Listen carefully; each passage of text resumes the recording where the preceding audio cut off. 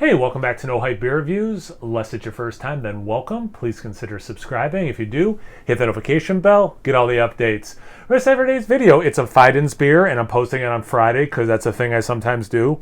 I will try to pronounce the name of this beer. Weiheke? Weiheke? Sure. Double IPA. Raka, Nelson Simcoe, 8.4% ABV. If I didn't mention, I think I said it was a double IPA, or is a double IPA. And it is 2.5 weeks old at time of review. Let's get into it. Proper glassware, so you know it's going to taste better.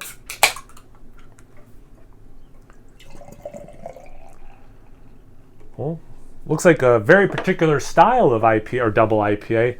I was pretty sure this was a hazy one because it didn't say West Coast on it. All right, so yeah, it's like that, not quite butternut squash soup, the turkey gravy kind of a thing. It's like a deep yellow, a little bit of orange, a little bit of brown, very deep in the color. I would say slightly beyond hazy, approaching more like turbid. Almost exactly a finger ahead. Compact bubbles, and on top it's a little soapy, sudsy looking. Barely off-white. Yeah, looks definitely like a New England style double IPA. Let's get into the aroma. Okay, so right off the bat, I like that smell because there's some familiar stuff, but then it's a little unique, which kind of makes sense. Like, all right, so Nelson, you know, I've had a decent amount of Nelson and Simcoe. Raka, not a ton. And definitely, well, I shouldn't say not a ton, but like not enough where I'm like, oh, these are the notes I typically get from it or whatever, you know? So it's like a little different. I also, just for what it's worth with Nelson, I am one of those people that thinks Fidens uses Nelson very well. So yeah, I'm pretty excited this one has Nelson in it. All right, so you get like fruitiness. I don't get orange first, which is unusual because this style almost, because it usually probably has like citra and stuff, you know. So I usually get orange first. I get a little bit of it. That Simcoe I think is doing a lot. It's got the new school IPA kind of vibes. But I think the Simcoe is helping kind of have like old school West Coast, IPA kind of vibes too. There's little like that cattiness, like a catty dankness, which I'm going to attribute to the Simcoe. I could be wrong. Grapefruit. So definitely citrus. Like I said, that orange, some lemon and lime even. So very citrusy. Slight melon, like actually honeydew melon specifically.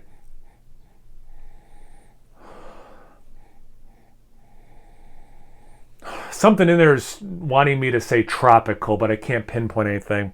So yeah, it's pretty fruity, but again, it has this like catty dankness as well. It smells really good. I like all kinds of double IPAs.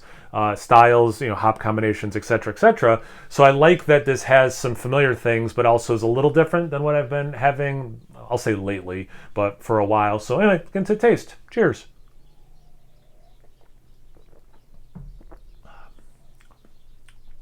So the same thing's happening when I actually taste it, where there's similar notes and then there's definitely different things. Nice mouthfeel. Good level of sweetness and bitterness. I like where those are, both of those levels are at and how they interact with each other in the sip. You do get some fruitiness. You know what I get a lot of that I did not pick up in the aroma is apricot.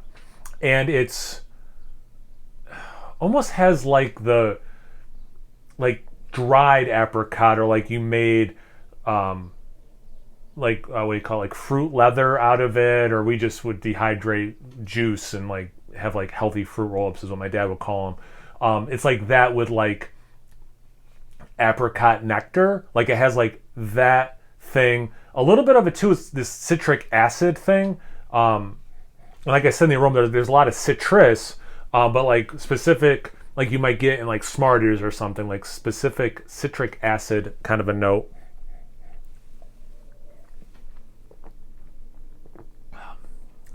Yeah, a lot of those citruses for sure. I didn't think this was going to be so citrus forward for me. This is interesting. The lemon makes sense because I'll get that with Nelson. towards the finish into the aftertaste, I'm now getting hints of white wine. So that part is not coming through as much as I thought it might. 'Cause that's something I typically get. Yeah, very much just whispers of that. And again, it's towards the finish into the finish. I get that melon thing. I'm going to double down on honeydew. There's a pop of sweetness. Kind of hits like honey pretty early in the sip. Like it kind of like pops before the bitterness cuts into it. Yeah, this is quite good. And again, like from the get-go, one of the things I like about this, and I've said this in other videos, it's different. You know, like I like the paint by numbers. Styles should be close to style. Like I get that for sure. But this has a kind of a, for me anyway, cool, different kind of hop combination.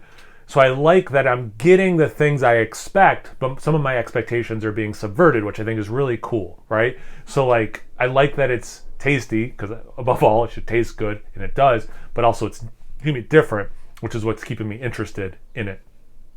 Have you guys had this beer before? Have you had this hop combination? Have you had one of these hops in a beer that was really good? You want to tell me about anything, everything? Comment section below. Let's get a conversation going. Once you're done doing that, make sure you check me out on Instagram and Untapped. It's No Hype Beer Reviews at both those places. So please like, comment, subscribe, and most importantly, imbibe. Cheers, everyone.